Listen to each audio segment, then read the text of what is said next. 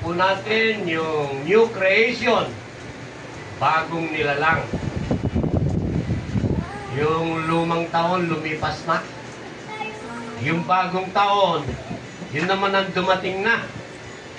Bilang mga tunay na mga Kristiyano, mga kapatid, kailangan tayo laging bago. Bago sa ating buhay, bago sa ating pamumuhay. Maraming tao ngayon na naghangad na magkaroon sila ng pagbabago sa buhay nila. Halimbawa, mga kapatid, sa kanyang pagbabago, sa taon na ito, nakita mo sa personal na appearance niya, bago nga naman ang lahat. Bago ang sapatos, bago ang medyas, bago ang pantalon, bago ang damit. Lahat bago. Sa mga babae, ganun din. Puro bago ang kanilang pananamit. Pati kanilang mga gamit, puro bago. Ngunit, may isang luma doon.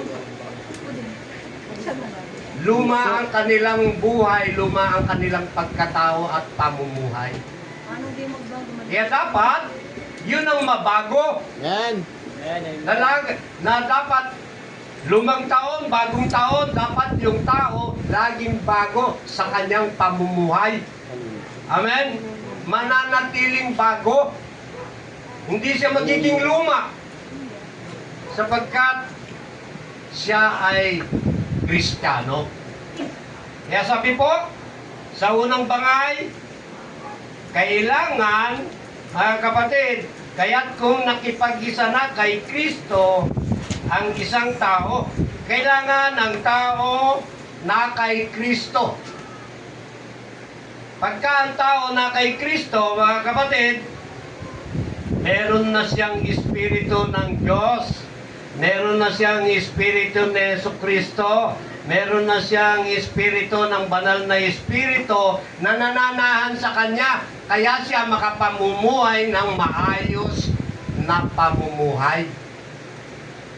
Nananahan siya doon.